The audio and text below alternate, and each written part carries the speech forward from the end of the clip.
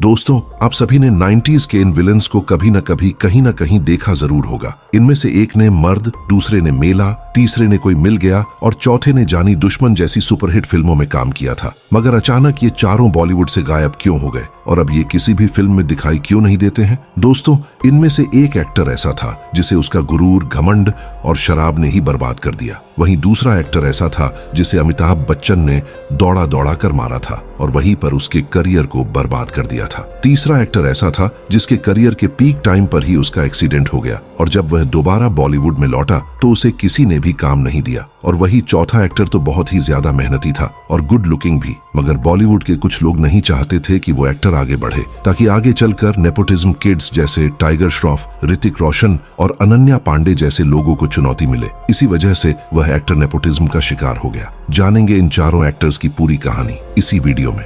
Number 1। दोस्तों, आपने इस जानी दुश्मन वाले हीरो को कहीं ना कहीं देखा जरूर होगा। इसका नाम अरमान कोहली है, मगर क्या आपको पता है ये अब फिल्मों में क्यों नहीं आता है? दरअसल दोस्तों, इसके पिताजी का नाम राजकुमार कोहली था, जो कि अपने जमाने में एक बहुत बड़े डायरेक्टर थे और इन्होंने ही ऋषि कपूर और मिथुन चक्रवर्ती जैसे साइड रोल कलाकारों को अपनी फिल्म में लेकर सुपर हीरो बनाया। मगर इनके लाड प्यार और ऐसो आराम के चक्कर में ही इनका बेटा बर्बाद हो गया। मगर कहा जाता है कि अरमान कोहली के बर्बादी के पीछे शाहरुख खान का भी हाथ था। दरअसल दोस्तों, कहा जाता है कि अरमान कोहली जिस भी फिल्म को साइन किया करते थे उस फिल्म को शाहरुख खान चुरा लिया करते थे, जिसकी वजह से ही वह आज इतने बड़े सुपरस्टार बने हैं। मगर इनके लाइफ में कुछ कंट्रोवर्सी भी हुई जिन्होंने इनका नाम बहुत ज्यादा खराब किया था, जैसे मुनमुन दत्ता वाली कंट्रोवर्सी। वही जो तारक मेहता में काम करती है, उनके साथ इनका इतना बड़ा कंट्रोवर्सी हुआ था कि उस समय पूरा बॉलीवुड दंग हो गया था और उस समय अरमान कोहली की बहुत ही ज्यादा थू थू हुई थी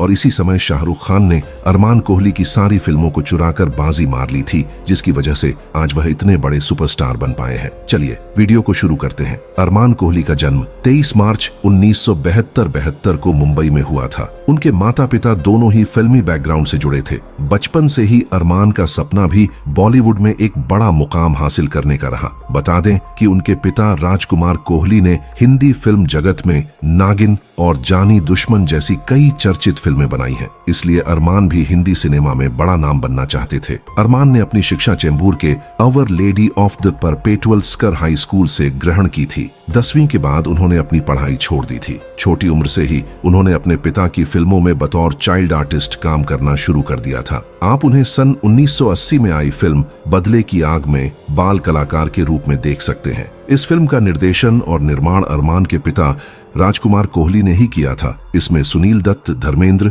रीना रॉय और जितेंद्र जैसे दिग्गज कलाकार भी थे। इसके बाद अरमान को फिल्म राज तिलक में भी बतौर बाल कलाकार देखा गया था। यह फिल्म 1984 में रिलीज हुई थी, जिसमें कमल हासन, धर्मेंद्र और हेमा मालिनी जैसे बड़े कलाकार थे। अब बात करते हैं अरमान के वयस्क करियर की। तो 1992 में आई फिल्म विरोधी से अरमान ने बतौर लीड अभिनेता फिल्मी दुनिया में कदम रखा था। इस फिल्म का निर्माण भी उनके पिता राजकुमार कोहली ने किया था और इसकी कहानी ललित महाजन ने लिखी थी। अनु मलिक के संगीत से सजी इस फिल्म में 11 खलनायकों को कास्ट किया गया था, जिससे यह उन गिनी चुनी बॉलीवुड फिल्मों में शामिल हो गई जिनमें मल्टी विलन कॉन्सेप्ट देखने को मिला था। फिल्म विरोधी की रिलीज के बाद अरमान की पर्सनालिटी की तुलना संजय दत्त से की जाने लगी थी और उनके लुक्स को काफी पसंद किया गया। इसके बाद उन्हें कुछ अच्छे फिल्म्स के ऑफर्स मिले। दोस्तों, इन ऑफर्स में दीवाना जैसी महत्वपूर्ण फिल्म भी शामिल थी। अरमान ने इस फिल्म के पोस्टर्स के लिए भी शूटिंग कर ली थी, लेकिन आखिरी समय पर उन्होंने फिल्म छोड़ने का फैसला किया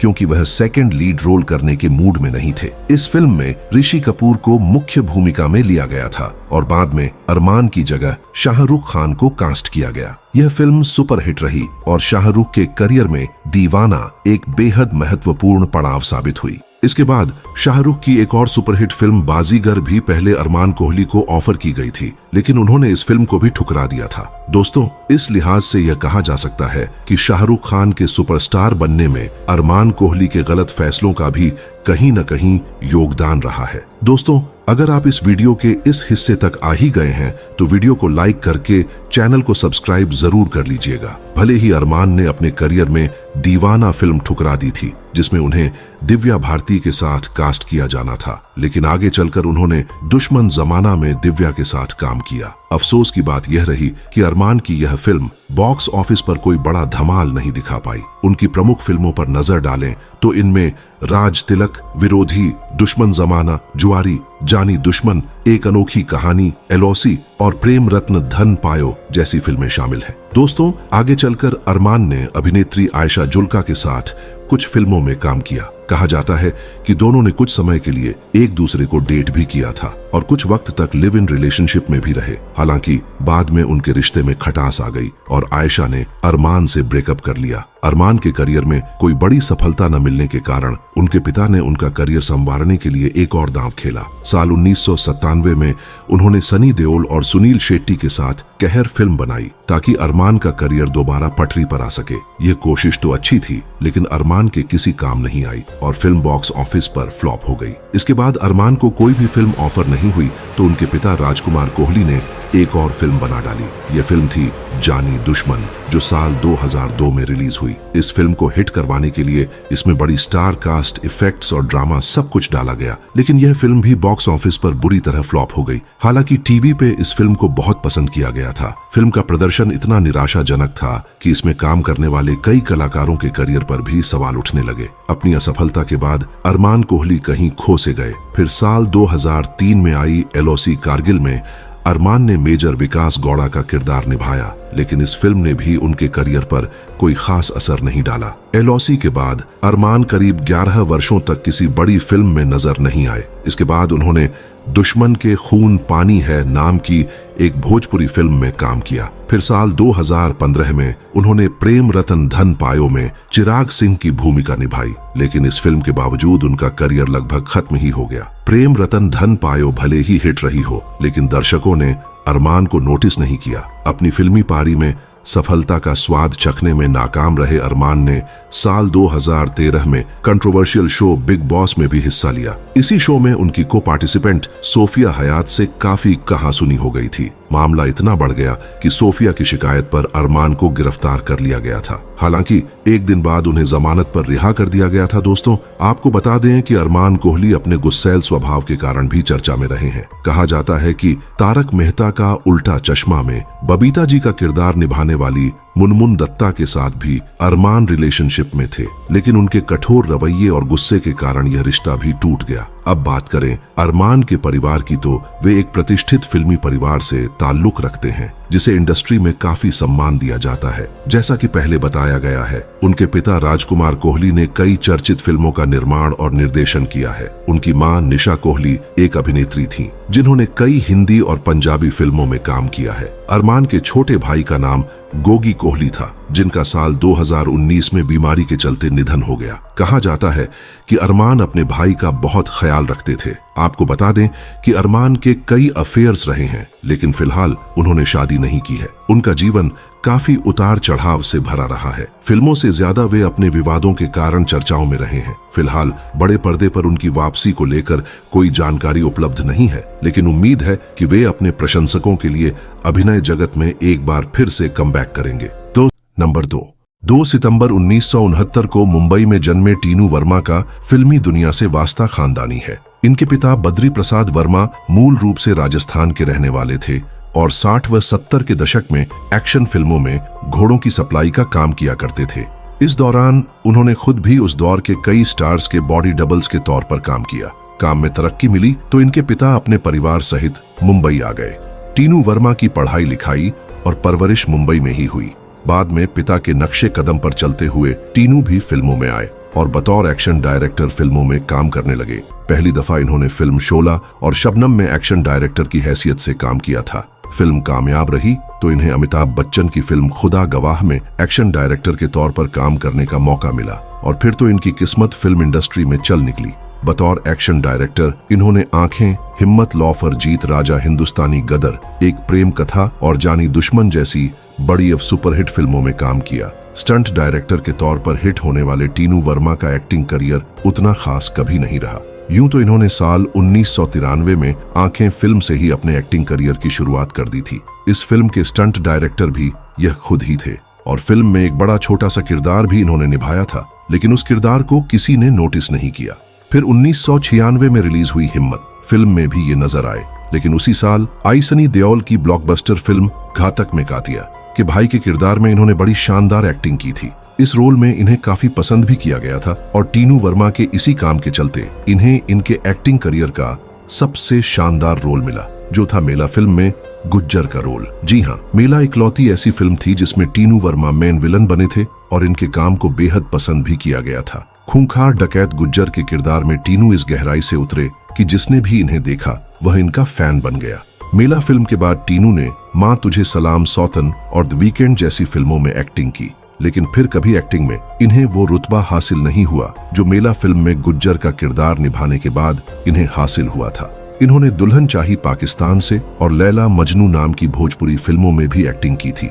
गुर्जर के किरदार के बाद अगर इनका दूसरा सबसे लोकप्रिय किरदार माना जाता है तो वह है कलर्स, टीवी पर प्रसारित हुए टीवी शो कर्मफल दाता। शनि में इनका निभाया शुक्राचार्य का किरदार, इस किरदार में दर्शकों ने इन्हें खासा पसंद किया था। भोजपुरी फिल्मों और छोटे पर्दे पर भी नू काफी सक्रिय रहे हैं और कई टीवी शोज और भोजपुरी फिल्मों में इन्होंने स्टंट डायरेक्टर के तौर पर काम किया है। बात अगर इनकी निजी जिंदगी के बारे में करें तो इनकी पत्नी का नाम वीणा वर्मा है और वीणा वर्मा के 2 बेटे हैं। कहा जाता है कि एक दफा टीनू वर्मा और ममता कुलकर्णी भी अफेयर में पड़ गए थे, लेकिन जब यह बात टीनू वर्मा की पत्नी वीणा को मालूम चली तो उन्होंने काफी हंगामा किया और उसके बाद आखिरकार ममता व टीनू अलग हुए। वहीं बात अगर इनके पिता बद्री प्रसाद वर्मा के बारे में करें तो उन्होंने 2 शादियां की थी। पहली शादी से उन्हें 3 बेटे टीनू वर्मा, पप्पू वर्मा और महेंद्र वर्मा हुए, जबकि दूसरी शादी से भी उन्हें 3 बेटे हुए थे जिनके नाम हैं बखू वर्मा, मनमोहन वर्मा और जीतू वर्मा। माता पिता की मौत के बाद टीनू वर्मा का अपने सौतेले भाइयों संग संपत्ति का विवाद भी हुआ था। यह उस समय चर्चाओं में आ गए थे जब इन पर आरोप लगा कि इन्होंने अपने सौतेले भाई मनमोहन वर्मा पर तलवार से हमला किया है। तब पुलिस ने इन्हें गिरफ्तार भी किया था। टीनू वर्मा इन दिनों लाइमलाइट से जरा दूर हो चुके हैं, उनके बारे में कोई लेटेस्ट अपडेट भी नहीं आई है। नंबर 3, खूबसूरत चेहरा, लंबी चौड़ी पर्सनालिटी और बढ़िया एक्टिंग। फिल्मों में बतौर नायक काम करने के लिए भला और क्या चाहिए, लेकिन आज हम जिस एक्टर की बात करने जा रहे हैं उसने इन सारी खूबियों के बावजूद खुद को विलन के रूप में ही पर्दे पर लाने का फैसला किया और अपनी एक अलग पहचान भी बनाई। उस एक्टर का नाम है रजत बेदी। 1 जनवरी 1970 को मुंबई में जन्मे रजत बेदी के पिता नरेंद्र बेदी जी 70 के दशक के मशहूर राइटर, डायरेक्टर और प्रोड्यूसर हुआ करते थे। उस दौर में उन्होंने जवानी दीवानी, खोटे सिक्के और रफू चक्कर जैसी सुपरहिट फिल्मों के अलावा सुपरस्टार राजेश खन्ना के साथ बंधन और महाचैत्य जैसी शानदार फिल्में भी बनाई। रजत बेदी की मां वीणा बेदी भी एक राइटर और कॉस्ट्यूम डिजाइनर हुआ करती थी। उन्होंने 80 के दशक में रिलीज हुई विनोद खन्ना की फिल्म इंसान की स्टोरी लिखी थी, जिसका स्क्रीन प्ले लिखने के साथ निर्देशन किया था नरेंद्र बेदी जी ने। रजत ने अपनी स्कूली शिक्षा मुंबई के जमनाबाई नर्सी स्कूल से पूरी की थी। बेहद ही शानदार व्यक्तित्व के मालिक रजत ने पढ़ाई के बाद मॉडलिंग शुरू कर दी और कई प्रतियोगिताओं में विनर भी रहे। दोस्तों, आपको ये जानकर ताज्जुब होगा कि रजत ने करण अर्जुन और डुप्लीकेट जैसी फिल्मों में शाहरुख खान का बॉडी डबल बनकर बॉलीवुड में प्रवेश किया था। वर्ष 1998 में उन्होंने राजन सिप्पी द्वारा निर्देशित फिल्म 1001 से बतौर अभिनेता शुरुआत की। थ्रिलर और मिस्ट्री जॉनर की इस फिल्म में डिम्पल कपाड़िया, जैकी श्रॉफ और तब्बू जैसे उम्दा एक्टर्स की भरमार थी। इंटरनेशनल खिलाड़ी, जोड़ी नंबर 1, ये दिल आशिकाना, चोर मचाए शोर, जानी दुश्मन, एक अनोखी कहानी, माँ तुझे सलाम, रक्त, अक्सर, जाने मन, the hero, partner, D train और बॉर्डर, हिंदुस्तान का आदि जैसी तकरीबन 40 फिल्मों में इन्होंने काम किया। हालांकि रजत को असली पहचान मिली थी राकेश रोशन की फिल्म कोई मिल गया से। वर्ष 2003 में रिलीज हुई इस फिल्म में उन्होंने राज सक्सेना की नकारात्मक भूमिका निभाई थी। इस फिल्म की जबरदस्त कामयाबी के बाद उन्होंने कभी पीछे मुड़कर नहीं देखा। दोस्तों, ज्यादातर फिल्मों में रजत ने मुख्य रूप से एक नकारात्मक किरदार ही निभाए। उनका मानना था कि ऐसे किरदारों में उन्हें अपनी प्रतिभा दिखाने का ज्यादा मौका मिलता है।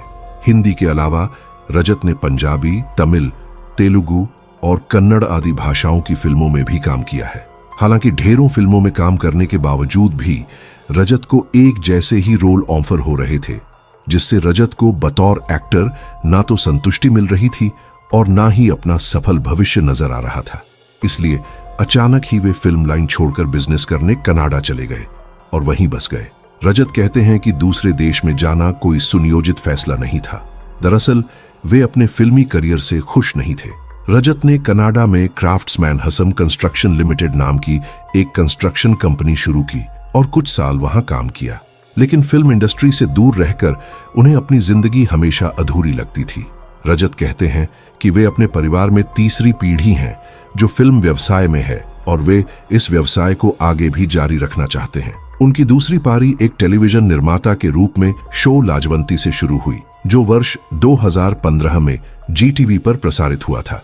इस शो की कहानी स्वर्गीय राजेंद्र सिंह बेदी द्वारा लिखी गई किताब पर आधारित थी, जिसमें पंजाब में बंटवारे की अवधि के दौरान दंपति को ही कठिनाइयों का वर्णन है। इस कहानी को रजत और उनकी बहन ईला बेदी दत्ता ने शो की पटकथा के रूप में रूपांतरित किया है। हालांकि शो बनाने से पहले ईला सालों से लाजवंती को फिल्म बनाने की कोशिश कर रही थी, लेकिन जब उन्हें इसमें सफलता न मिल पाई तो उन्होंने इसे छोटे पर्दे पर लाने का फैसला किया। रजत डालमोर एंटरटेनमेंट के बैनर तले फिल्मों का सह निर्माण भी करते हैं, जो कि उनकी कनाडाई कंपनी है। इस प्रोडक्शन में उन्होंने पंजाब 1984 और सरदार जी जैसी कुछ पंजाबी फिल्में बनाई हैं, जो बहुत ही सफल रही। इसके अलावा कुछ बॉलीवुड प्रोजेक्ट्स पर भी उनका काम चल रहा है। रजत बेदी बॉलीवुड में अपनी वापसी को लेकर कहते हैं कि मैंने हमेशा भारतीय फिल्म और मनोरंजन उद्योग से दूर रहकर खुद को अधूरा महसूस किया, क्योंकि मैं यहीं से हूं। अब समय एकदम सही है। कई OTT प्लेटफॉर्म का भी उदय नई प्रतिभाओं के साथ मेल खा रहा है, जो अलग अलग कहानियां कह रहे हैं और वर्तमान में उन्हें एक अलग तौर तरीकों से पेश किया जा रहा है। बॉलीवुड में वापसी करने पर बतौर प्रोड्यूसर शुरुआत करने के साथ साथ रजत ने हिंदी के अलावा पंजाबी और तेलुगु आदि भाषाओं की फिल्मों में काम भी कर लिया है। दोस्तों, कम लोग जानते हैं कि इस बार रजत ने खुद को अब राज सिंह बेदी नाम दिया है। वो बताते हैं कि मेरे पिता हमेशा मुझे राज बुलाना चाहते थे, लेकिन मेरी मां ने इसे बदलकर रजत कर दिया। क्योंकि यह व्यवसाय में मेरी दूसरी पारी है, इसलिए मैं अपना नाम बदलकर राज करना चाहूंगा। साथ ही इस इंडस्ट्री में हमेशा ये एक भाग्यशाली नाम भी रहा है। दोस्तों, रजत बॉलीवुड में दोबारा अपने पैर जमा रहे थे, लेकिन तभी उनके साथ एक दुखद घटना हो गई। दरअसल कुछ महीनों पहले ही रजत बेदी की कार से एक बड़ा हादसा हो गया था। बताया जाता है कि उनकी गाड़ी के आगे अचानक एक आदमी आ गया जो नशे में था, जिसकी वजह से रजत से कार आउट ऑफ कंट्रोल हो गया और वो इंसान रजत बेदी के कार के नीचे फंस गया था और 100 मीटर तक घसीटते हुए चला गया, जिसकी वजह से उसकी एक बहुत दर्दनाक मृत्यु हो गई। उस आदमी की इतनी बुरी हालत हो गई थी कि उसके घर वाले भी उसकी पहचान नहीं कर पा रहे थे। आसपास से गुजरने वाले लोगों ने आज से पहले ऐसा हादसा कभी नहीं देखा था। इस चीज को देखकर कुछ लोग बेहोश हो जा रहे थे तो कुछ लोग उल्टियां भी कर दे रहे थे। इस हादसे के बाद रजत ने खुद उस घायल शख्स को अस्पताल में भर्ती करवाया, लेकिन अफसोस कि शख्स के अस्पताल में मौत हो गई। इस हादसे के बाद रजत को भी बड़ा झटका लगा। रजत कहते हैं कि इस हादसे ने मुझे पूरी तरह से तोड़ दिया है। भले ही इसमें मेरी कोई गलती नहीं थी, लेकिन मैं टूट गया हूँ। बस सोच रहा हूँ कि मेरे साथ ये कैसे हो गया। मैंने उसकी जान बचाने की पूरी कोशिश की, लेकिन मैं नहीं बचा सका। उन्होंने कहा कि मैंने मृतक राजेश बौद्ध का सारा खर्च उठाया है, यहाँ तक कि मैंने अंतिम संस्कार के लिए भी भुगतान किया है। मैं उनके परिवार को आर्थिक मदद देता रहूंगा। बस पुलिस का काम पूरा होने का इंतजार कर रहा हूँ। दोस्तों, इस हादसे के बाद रजत के ऊपर पुलिस ने कई धाराओं के तहत FIR दर्ज किया था, मगर कुछ समय बाद रजत को नॉट गिल्टी ठहराते हुए उनके ऊपर से सारे मुकदमों को हटा लिया गया है। जिसके बाद रजत ने बताया कि मैं उनकी बेटियों की देखभाल करूंगा और कुछ FD भी करवाऊंगा। इसके साथ ही रजत ने उनकी पत्नी को एक नौकरी भी दिला दी है और इसी साल 2024 में उन राजेश बौद्ध की दोनों बेटियों की शादी रजत बेदी ने बहुत ही अच्छे घर में करवा दिया है। कहा जाता है कि इस शादी में रजत बेदी ने अपने पास से 25 से 30 लाख रुपए दिए थे, जिसकी वजह से शादी बहुत ही धूमधाम से हुई है। नंबर 4, गुलशन ग्रोवर यानी बैडमैन ऑफ बॉलीवुड। भारतीय सिने प्रेमियों को एकदम नए स्टाइल के विलेन से रूबरू कराने वाले गुलशन ग्रोवर की खुद की जिंदगी की कहानी भी किसी फिल्म से कम नहीं है। मुश्किलों में अपना बचपन गुजारने वाले गुलशन ग्रोवर ने कभी भी सोचा नहीं था कि एक दिन फिल्म इंडस्ट्री में वह खुद का इतना बड़ा मुकाम बना लेंगे। बचपन में घर घर जाकर सामान बेचने वाले गुलशन ग्रोवर आज भारत के हर घर में पहचाना जाने वाला चेहरा बन चुके हैं। गुलशन ग्रोवर का जन्म हुआ था 21 सितंबर 1955 को दिल्ली के अशोक विहार इलाके में हुआ था। गुलशन ने शुरू से ही अपनी जिंदगी में कई तरह के उतार चढ़ाव देखे हैं। यह एक गरीब परिवार में पैदा हुए थे। गरीबी इतनी ज्यादा थी कि खुद की पढ़ाई का खर्च निकालने के लिए यह दिल्ली की बड़ी बड़ी कोठियों में डिटर्जेंट पाउडर, फिनाइल की गोलियां बेचा करते थे। दरअसल इनका स्कूल दोपहर को लगता था, इसीलिए यह अपने स्कूल की यूनिफॉर्म को अपने बस्ते में रखकर सामान बेचने सुबह ही घर से निकल जाया करते थे। गुलशन जी ने बड़ी बड़ी कोठियों में जाकर ये सामान बेचा करते थे। वह भी इन पर तरस खाकर इनका सामान खरीद लिया करते थे। दरअसल आलीशान कोठियों में रहने वाले लोग भी चाहते थे कि यह बच्चा अपनी पढ़ाई पूरी जरूर करे। गुलशन कहते हैं कि उन्होंने बेहद गरीबी देखी है, लेकिन कभी भी अपनी गरीबी से घबराए नहीं और इसका श्रेय वो अपने पिता को देते हैं। वो कहते हैं कि उनके पिता ने उन्हें हर हालात में ईमानदारी और मेहनत के रास्ते पर चलना सिखाया। भले ही यह कितनी भी गरीबी में रहे, इन्होंने कभी भी अपना हौसला डगमगाने नहीं दिया। हालात इतने बुरे थे कि उनके परिवार को कई दिनों तक एक वक्त का खाना खाकर ही गुजारा करना पड़ता था। कॉलेज में दाखिला लेने तक गुलशन ग्रोवर के परिवार का यही हाल था। गुलशन ग्रोवर की पढ़ाई एक सरकारी स्कूल में हुई थी। पढ़ाई लिखाई में इनका खूब मन लगता था और यह हमेशा अपने स्कूल में अव्वल स्टूडेंट्स की कतार में रहते थे। मगर गुलशन ग्रोवर जैसा एक होनहार स्टूडेंट्स एक्टिंग लाइन में कैसे आया, ये किस्सा भी बड़ा दिलचस्प है। दरअसल गुलशन ग्रोवर के पिता रामलीला के लिए लिखा करते थे और खुद भी कई दफा इसमें हिस्सा ले लिया करते थे। एक दफा इत्तेफाक से गुलशन रामलीला के दौरान अपने पिता के साथ ही थे। वानर सेना के लिए एक छोटे वानर की जरूरत पड़ी तो इनके पिता ने इन्हें ही वानर बना दिया। इसी के बाद से गुलशन की दिलचस्पी नाटकों में बढ़ने लगी।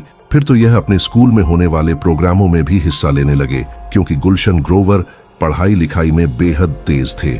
इसलिए हायर सेकेंडरी में यह फर्स्ट डिवीजन में पास हुए। इसका फायदा यह हुआ कि दिल्ली के प्रतिष्ठित कॉलेज यानी श्रीराम कॉलेज ऑफ कॉमर्स में इन्हें आसानी से दाखिला मिल गया। गुलशन ने इस कॉलेज में एडमिशन ले लिया और कॉलेज में भी इन्होंने नाटक करना जारी रखा। पढ़ाई और एक्टिंग दोनों जबरदस्त चल रही थी। दिल्ली यूनिवर्सिटी में इनका नाम होने लगा था। बड़ी बात यह थी कि उनके कॉलेज के आसपास के महिला कॉलेज में अगर पुरुष अभिनेता की जरूरत पड़ने पर इन्हें ही बुलाया जाता था। कॉलेज में इनकी जिंदगी बहुत बढ़िया चल रही थी। गुलशन ग्रोवर ने इसी बीच लिटिल थिएटर हाउस भी ज्वाइंट कर लिया था। थिएटर जगत में मशहूर होने के बावजूद भी इन्होंने फैसला कर लिया था कि चाहे कुछ भी हो, पढ़ाई लिखाई नहीं छोड़ूंगा। कल अगर एक्टिंग में सफलता नहीं मिली तो कम से कम पढ़ाई काम आएगी। फिर एक दिन अपने परिवार वालों की परमिशन लेकर यह 2 महीनों के लिए मुंबई शहर आ गए। 2 महीने के लिए इसलिए आए थे ताकि देख सके कि ये मुंबई शहर में टिक भी पाएंगे या नहीं। दरअसल अब तक इन्होंने मुंबई को फिल्मों में ही देखा था, लेकिन असली में ये शहर कैसा है इसका इन्हें जरा भी अंदाजा नहीं था। मुंबई आने के बाद गुलशन ग्रोवर ने इस शहर में अपने रिसर्च शुरू कर दी। इन्होंने स्ट्रगलिंग एक्ट्रेस से बात की, कुछ स्टूडियोज के चक्कर भी लगाए। अपने इस छोटी सी रिसर्च में इन्होंने अंदाजा लगा लिया ये मुंबई शहर में रह सकते हैं और ये रहकर एक्टिंग भी कर सकते हैं। इन्होंने ये भी सोचा कि क्यों ना एक्टिंग की फॉर्मल ट्रेनिंग ली जाए। उस दौर में पुणे का film and television institute Bharat का सबसे लोकप्रिय एक्टिंग इंस्टीट्यूट था। इस इंस्टीट्यूट के टीचर रोशन तनेजा देश के सबसे शानदार एक्टिंग टीचर माने जाते थे। लेकिन इत्तेफाक से जिस साल गुलशन ग्रोवर मुंबई पहुंचे थे, उसी साल रोशन तनेजा ने एशियाई पुणे से अलग होकर अपना खुद का एक्टिंग इंस्टीट्यूट मुंबई में खोल लिया था। गुलशन ग्रोवर ने भी रोशन तनेजा के इस इंस्टीट्यूट में एक्टिंग की ट्रेनिंग लेने लगे। गुलशन ग्रोवर बड़े ही मेहनती थे। इनकी मेहनत और लगन देखकर रोशन तनेजा साहब ने इन्हें अपनी एक्टिंग इंस्टीट्यूट में असिस्टेंट के तौर पर नौकरी दे दी। यहाँ गुलशन ग्रोवर ने कई बड़े स्टार पुत्रों को एक्टिंग की बारीकियां सिखाई। रोशन तनेजा के सहायक के तौर पर काम करते हुए इन्होंने गोविंदा, गौरव, संजय दत्त व और भी कई बड़े नामों को एक्टिंग सिखाई थी। रोशन तनेजा की नौकरी बढ़िया चल ही रही थी, तनख्वाह भी इन्हें ठीक ठाक मिल रही थी। लेकिन इसी दौरान रोशन तनेजा इंस्टीट्यूट में पहुंचे मशहूर प्रोड्यूसर सुरिंदर कपूर, जो कि अनिल कपूर के पिता थे, वो यहाँ एग्जाम लेने आए थे। सुरिंदर कपूर जी ने देखा कि गुलशन ग्रोवर नाम का ये असिस्टेंट टीचर बड़ा ही टैलेंटेड है, इसको भी कोई ना कोई रोल देना ही चाहिए। उसके बाद फिल्म हम 5 में गुलशन ग्रोवर को पहली दफा एक छोटा सा रोल मिला। हालांकि गुलशन ग्रोवर मानते हैं कि उनकी पहली फिल्म हम 5 नहीं हैं, बल्कि रॉकी है, क्योंकि रॉकी की शूटिंग से पहले शुरू हुई थी उधर। हम 5 में इनकी मेहनत से शबाना आजमी बड़ी खुश हुई और शबाना आजमी ने नए अवतार फिल्म में भी काम दिला दिया। अवतार में इनके काम को दर्शकों ने खूब पसंद किया। इसके बाद बॉलीवुड में भी इनके काम की बड़ी तारीफ हुई। गुलशन ग्रोवर ने खलनायकी की बारीकियां, प्रेमनाथ, अमरीश पुरी और अमजद खान जैसे अच्छे एक्टर्स की एक्टिंग देखकर उन्हें कॉपी करने की कोशिश कर रहे थे। उसी दौरान जब गुलशन को उन फिल्मों में भी काम करने का मौका मिला जिसमें प्राण, अमरीश पुरी और रजा मुराद जैसे दिग्गज विलन थे, लेकिन गुलशन ग्रोवर ने हर फिल्म में अपनी अलग छाप छोड़ी। गुलशन ग्रोवर ने कई दफा अपने किरदारों के एक्टिंग पर खूब ध्यान दिया। सीन चाहे अच्छा हो, चालाकी भरा हो या फिर गंदगी भरा सीन हो, गुलशन तो हर तरह के सीन में पूरी तरह से उतर जाते थे, धीरे धीरे ही सही। लेकिन गुलशन ग्रोवर बॉलीवुड में बैड मैन के नाम से मशहूर हो गए। इन्होंने मशाल, वीराना, राम लखन, सौदागर तहलका, अनाड़ी, विजयपथ, राजा बाबू, दिलवाले, मोहरा, सबसे बड़ा खिलाड़ी, yes boss, international Khiladi, Hera Pheri, Tarzan the wonder car, I am Kalam, Bin Bulaye Baraati, agent Vinod और सड़क जैसी लगभग 200 से भी ज्यादा फिल्मों में काम किया। गुलशन ग्रोवर ने हॉलीवुड की कई फिल्मों में काम किया कि पहली हॉलीवुड फिल्म थी जंगल बुक फिल्म। 1990 में रिलीज हुई थी। उन्होंने केवल हॉलीवुड फिल्मों में ही नहीं बल्कि ऑस्ट्रेलियन, कनाडियन, ब्रिटिश और नेपाली फिल्मों में भी काम किया है। साथ ही भारत की भी कई भाषाओं की फिल्मों में इन्होंने जबरदस्त एक्टिंग की है कि गुलशन ग्रोवर की उम्र अब 66 साल हो चुकी है। वो आज भी फिल्मों में सक्रिय हैं और उनके कई प्रोजेक्ट्स अभी भी चल रहे हैं। यकीनन आने वाले कई सालों तक गुलशन ग्रोवर अपने फैंस और बाकी सिने प्रेमियों का मनोरंजन करते रहेंगे अपनी अलग एक्टिंग शैली से। गुलशन ग्रोवर ने अपना नाम उभरते फिल्म इंडस्ट्री के दमदार विलेन की फहरिस्त में शुमार करा लिया है।